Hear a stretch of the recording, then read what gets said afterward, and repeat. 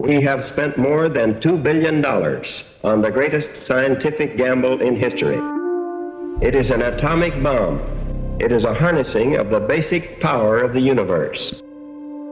That bomb has more power than 20,000 tons of TNT. We are now prepared to destroy more rapidly and completely. We shall destroy their docks, their factories, and their communications. Let there be no mistake. We shall completely destroy Japan's power to make war. Analog, this is command. You are clear for takeoff. Over.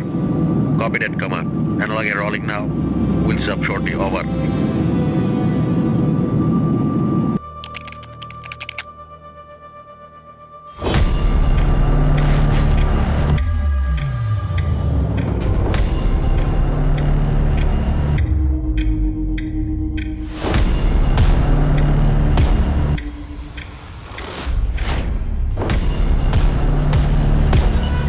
Access granted. We are entering target zone. Visibility clear. Altitude is steady at 31,000 feet. Primary core active, safety pins removed, trigger assembly locked. Little Y is now live. Over. God help us all.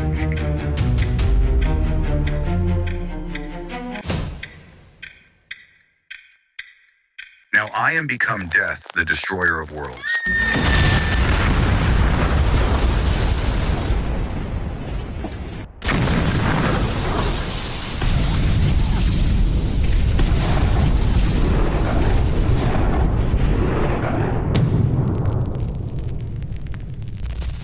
নমস্কাৰ বন্ধুসকল J Robert Oppenheimer the father of atomic বম অৰ্থাৎ যাক atomic বমৰ জনক বুলি কোৱা হয় আৰু তেখেতৰ নেতৃত্বতে হিৰোশ্বিমাত নিক্ষেপ কৰা লিটিল বয় নামৰ এই এটমিক বমটো বিশ্বত পোনপ্ৰথমবাৰৰ বাবে আৱিষ্কাৰ কৰি উলিওৱা হৈছিল কিন্তু কিয় এটা ইমান পাৱাৰফুল বম যাৰ নেকি হিৰোশ্বিমাত নিক্ষেপ কৰাৰ পিছত 4000 ডিগ্ৰী সেলসিয়াছৰ দৰে উত্তাপৰ সৃষ্টি হৈছিল য'ত নেকি আমি জানো 1200 ডিগ্ৰী সেলসিয়াছত শিল গলি পেলাই লাভা হয় 1500 ডিগ্ৰী সেলসিয়াছত লোহা গলি পেলাই পানীৰ দৰে ববলৈ ষ্টাৰ্ট কৰে কিন্তু তাতোকৈ বহুত বেছি 4000 ডিগ্ৰী সেলসিয়াছৰ উত্তাপ এই বমৰ পৰা সৃষ্টি হৈছিল এটা ইমান পাৱাৰফুল বম যে যি বমটো নিক্ষেপ কৰাৰ পিছত সেই অঞ্চল কিছু সেকেন্ডৰ ভিতৰত ধ্বংস হৈ গৈছিল মানুহবিলাক ছাই হৈ গৈছিল আৰু তেখেতসকলৰ গাৰ ছাঁ মাটিত ৱালত স্পষ্টভাৱে ৰৈ গৈছিল আৰু আজিৰ এই ভিডিঅ'টোত আমি আলোচনা কৰিম কেনেদৰে আমেৰিকাই দ্বিতীয় বিশ্বযুদ্ধত আহি পেলাই যোগদান কৰিলে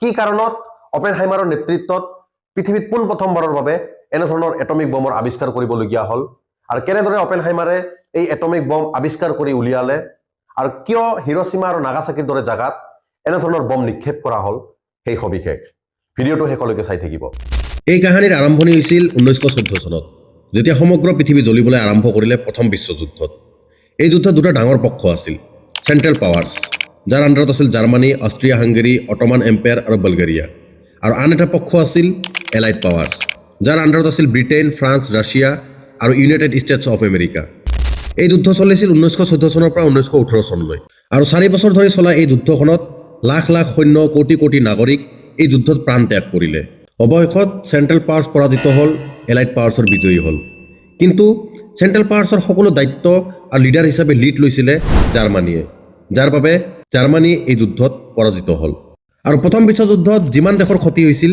এই সকলো ক্ষতিৰ ক্ষতিপূৰণৰ দায় সম্পূৰ্ণৰূপে জাৰ্মানীৰ ওপৰতে পেলোৱা হৈছিল আৰু এই সম্পূৰ্ণ ক্ষতিপূৰণৰ আদায় ল'বলৈকে 1919 চনত ফ্ৰান্সৰ ভাৰ্চাই নামৰ এখন ঠাইত জাৰ্মানীক এটা অপমানজনক চুক্তি বাধ্য কৰি স্বাক্ষৰ কৰোৱা হ'ল যাৰ নাম আছিল ট্ৰিটি অফ ভাৰ্চাই এই চুক্তিৰ জৰিয়তে জাৰ্মানীৰ পৰা বহু এলেকা কাটি লোৱা হ'ল সেনাবাহিনী প্ৰায় শেষ কৰি দিয়া হ'ল বিশাল জৰিমনা লগোৱা হ'ল অৰ্থনীতি সম্পূৰ্ণ ধ্বংস হৈ গ'ল জাৰ্মানী এই চুক্তি ইচ্ছাৰে নহয় বন্দুকৰ আগত থিয় হৈহে স্বাক্ষৰ কৰিবলগীয়া হৈছিল জাৰ্মানীৰ অৰ্থনৈতিক অৱস্থা ইমানেই বেয়া হৈছিল যে হাজাৰ হাজাৰ মানুহ বেকাৰ হৈ পৰিছিল আৰু এই অপমান দৰিদ্ৰতা আৰু অৰ্থনৈতিক সমস্যাৰ মাজেদিও জাৰ্মানীত এজন নতুন নেতাৰ জন্ম হৈছিল যাৰ নাম আছিল এডলফ হিটলাৰ আৰু 1933 চনত হিটলাৰ জাৰ্মানীৰ শাসন ক্ষমতালৈ আহিল আৰু হিটলাৰ ক্ষমতাত অহাৰ পিছতেই জাৰ্মানীৰ পৰিস্থিতি সম্পূৰ্ণৰূপে পৰিৱৰ্তন হৈ পৰিল 1939 চনৰ 1 ছেপ্টেম্বৰ তাৰিখ হিটলাৰে পোনপ্ৰথমবাৰৰ বাবে নিজৰ সৈন্য সামন্ত লৈ পেলাই আক্ৰমণ কৰিবলৈ গ'ল পলেণ্ডৰ ওপৰত আৰু ইয়াৰ লগে লগে আৰম্ভ হ'ল দ্বিতীয় বিশ্বযুদ্ধ। আৰু হিটলাৰ ইমান পাৱাৰফুল আছিলে যে 1940 চনত জাৰ্মানীয়ে মাত্ৰ এটা বছৰতেই ডেনমাৰ্ক, নৰৱে, নেদাৰলেণ্ড, বেলজিয়াম আৰু আটাইতকৈ ডাঙৰ দেশ ফ্ৰান্স জয় কৰি নিজৰ দখলত লৈ লৈছিল। আৰু এনেদৰেই মাত্ৰ 2 বছৰৰ ভিতৰত হিটলাৰে প্ৰায় সমগ্ৰ পশ্চিম ইউৰোপ নিজৰ দখলত লৈ ল'লে।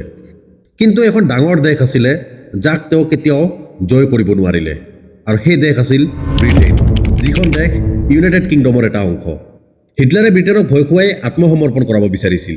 সেই উদ্দেশ্যে ইউনাইটেড কিংডমৰ ৰাজধানী লণ্ডনৰ ওপৰত ভয়ংকৰ বোমাবৰ্ষণ আৰম্ভ কৰিলে, যাক ইতিহাসে দ্য ব্লিটছ বুলি কয়।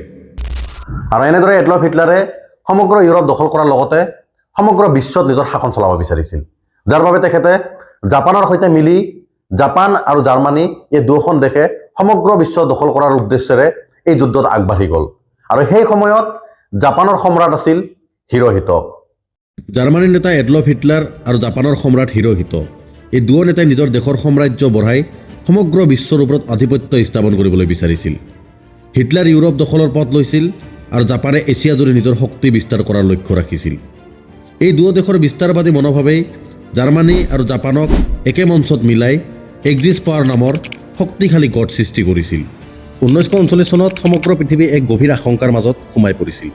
সেই সময়ত খবৰ বিয়পি পৰিছিল যে জাৰ্মানীত ইউৰেনিয়ামৰ ওপৰত গুৰুত্বপূৰ্ণ গৱেষণা চলি আছে, আৰু হিটলাৰৰ নেতৃত্বাধীনত জাৰ্মানীয়ে হয়তো এটমিক বম্ব বনাব পাৰে।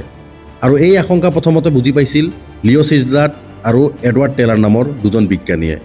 তেওঁলোকে এই ভয়ংকৰ সম্ভাৱনাৰ কথা এলবাৰ্ট আইনষ্টাইনক জনালে, আৰু মহান বৈজ্ঞানিক আইনষ্টাইনে এই বিষয়টোৰ গুৰুত্ব বুজি 1939 চনত আমেৰিকাৰ ৰাষ্ট্ৰপতি ফ্ৰেংকলিন ডি ৰজভেল্টক এখন সতৰ্কতামূলক চিঠি লিখিলে। এই চিঠিত আইনষ্টাইনে স্পষ্ট কৈছিল, যদি জাৰ্মানীয়ে আগতে এটমিক বম্ব বনাই পেলায় তেন্তে সমগ্ৰ পৃথিৱী ধ্বংস হৈ যাব পাৰে।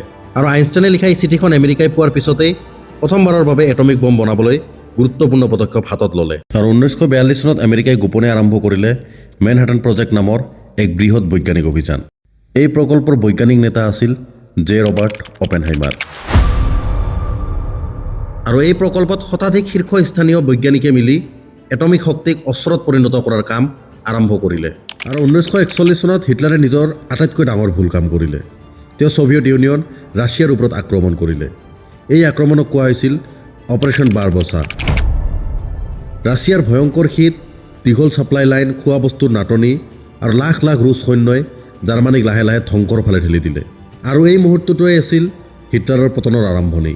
আৰু আন দিশে জাপানে এছিয়াত নিজৰ সাম্ৰাজ্য কৰিব বিচাৰিছিল। আৰু 17 ডিচেম্বৰ 1941 চনত জাপানে আমেৰিকাৰ পাৰ্ল হাৰ্বৰ ওপৰত আকস্মিক আক্ৰমণ কৰিলে, যাৰ বাবে আমেৰিকাই সম্পূৰ্ণৰূপে দ্বিতীয় বিশ্বযুদ্ধত সোমাই পৰিল। আৰু 1945 চনত ৰাছিয়াই পূব দিশৰ পৰা আৰু আমেৰিকাই পশ্চিম দিশৰ পৰা জাৰ্মানীক ঘেৰাও কৰিলে, যাৰ বাবে জাৰ্মানীৰ ৰাজধানী বাৰ্লিন পতিত হ'ল। আৰু এনেদৰে জাৰ্মানী যুদ্ধত হাৰিলে। কিন্তু হিটলাৰে যুদ্ধ হাৰ মানি লোৱা নাছিল, কিন্তু নিজৰ পতনৰ অপমানো সহ্য কৰিব নোৱাৰিলে। সেয়ে শত্ৰুৰ হাতত ধৰা নপৰি তেখেতে নিজে নিজক এটা বাংকাৰত আত্মগোপন কৰি ল'লে। আৰু কিছুদিন বাংকাৰত অতিবাহিত কৰি তাৰপিছত তেখেতে আত্মহত্যাৰ পথ বাছি ল'লে। আৰু এনেদৰেই তেখেতৰ মৃত্যু হ'ল। আৰু এই দ্বিতীয় বিশ্বযুদ্ধত জাৰ্মানী হাৰিল, ইটালী হাৰিল, কিন্তু জাপান তেতিয়াও ছাৰেণ্ডাৰ নকৰিলে। জাপানে এছিয়াজুৰি নিজৰ সাম্ৰাজ্য বিস্তাৰ কৰিব বিচাৰিছিল। চাইনা, কোৰিয়া, দক্ষিণ পূব এছিয়াত জাপানে এখনৰ পিছত এখন দেশ দখল কৰি গৈছিল। কিন্তু এই বিস্তাৰবাদী নীতিয়ে আমেৰিকা আৰু ব্ৰিটেইনৰ স্বাৰ্থত আঘাত হানিলে, যাৰ বাবে আমেৰিকাই জাপানক তেল আৰু অস্ত্ৰ দিয়া বন্ধ কৰিলে। বাণিজ্য প্ৰায় বন্ধ হৈ গ'ল। সেয়ে জাপানৰ অৰ্থনীতি আৰু সামৰিক শক্তি দুৰ্বল হৈ পৰিল। তথাপিও জাপানে যুদ্ধ বন্ধ নকৰিলে, বৰঞ্চ তেলৰ বাবে আন আন দেশ দখল কৰি যুদ্ধ জাৰি ৰাখিলে। আৰু আমেৰিকাত চলি থকা মেনহাটন প্ৰজেক্ট, যি প্ৰজেক্টৰ লক্ষ্য আছিল এটমিক বম্ব বনোৱাৰ, সেই প্ৰজেক্ট 1945 চনত অপেনহাইমাৰৰ নেতৃত্বত সফল হ'ল। আৰু তাৰ পিছতেই অপেনহাইমাৰৰ কথা মতে আমেৰিকাই পোনপ্ৰথমবাৰৰ বাবে মেক্সিকোত এই এটমিক বমৰ পৰীক্ষা কৰিলে, যাক ট্ৰিনিটি টেষ্ট বুলি কোৱা হয়।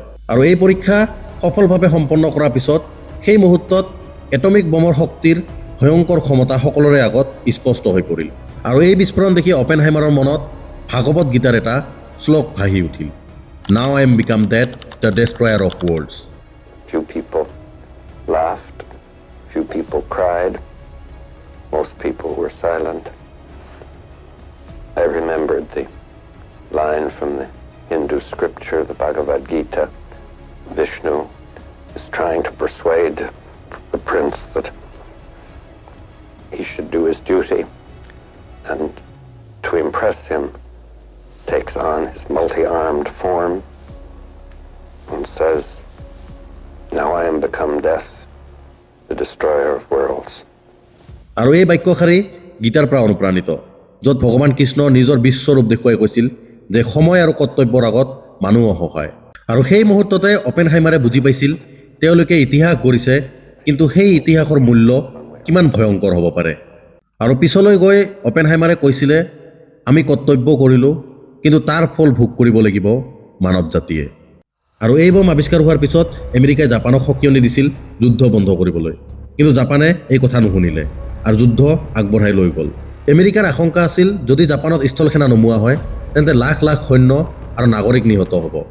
এই ভয়ংকৰ ক্ষতি এৰাবলৈকে আমেৰিকাই এটা ইতিহাসৰ আটাইতকৈ ডাঙৰ আৰু কঠিন সিদ্ধান্ত ল'লে, হিৰোশ্বিমাৰ ওপৰত এটমিক বম পেলোৱাৰ সিদ্ধান্ত। 1945 চনৰ 6 আগষ্ট তাৰিখ সকলো স্বাভাৱিক আছিল। মানুহ কামলৈ গৈ আছিল, শিশুৱে বিদ্যালয়লৈ গৈ আছিল। ঠিক সেই সময়তে আমেৰিকাৰ যুদ্ধ বিমান এনলাগে হিৰোশ্বিমাৰ ওপৰত পেলালে এটমিক বম, যাৰ নাম আছিল লিটিল বয়। আৰু মাত্ৰ কেই ছেকেণ্ডত এখন সম্পূৰ্ণ চহৰ ছাই হৈ গ'ল।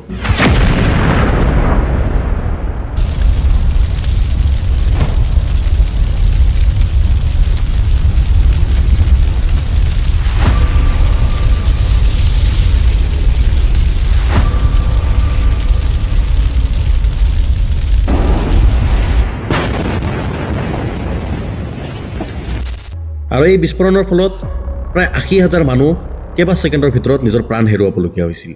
আৰু তাৰ পিছত ৰেডিয়েশ্যনৰ জৰিয়তেও প্ৰায় 70,000 পৰা 80,000 মানুহ বেমাৰত আৰু বিকলাংগ হৈ পেলাই মৰিবলগীয়া হৈছিল। আৰু জাপানৰ হিৰোশ্বিমাত এই বম নিক্ষেপ কৰাৰ পিছতো জাপানে যুদ্ধত হাৰ নামানিলে। আৰু তাৰ 3 দিন পিছত আমেৰিকাই আকৌ জাপানৰ আন এখন ঠাই নাগাচাকিত পুনৰ এটমিক বম নিক্ষেপ কৰিলে, যাৰ নাম আছিল ফেটমেন। আৰু এই বিস্ফোৰণতো প্ৰায় 30,000 পৰা 40,000 মানুহ জ্বলি ছাই হৈ গ'ল। কিন্তু ধ্বংস তাতেই শেষ নহ'ল। এটমিক বোমাৰ বিস্ফোৰণৰ পাছত ৰেডিয়েশ্যন চহৰখনত বিয়পি পৰিল। ইয়াৰ ফলত বহু মানুহ লাহে লাহে অসুখত পৰিল। বহু শিশুৱে বিকলাংগ হৈ জন্ম ল'লে। বহুজন বছৰ বছৰ ধৰি কেঞ্চাৰত আক্ৰান্ত হ'ল, যাৰ বাবে হিৰোশ্বিমা আৰু নাগাচাকি এই দুয়োখন চহৰে বহু বহু বছৰ ধৰি পেলাই ৰেডিয়েশ্যনেৰে দূষিত হৈ ৰ'ল। আৰু তাৰ পিছতেই জাপানে হাৰ মানিলে আৰু এনেদৰেই দ্বিতীয় বিশ্বযুদ্ধ শেষ হ'ল।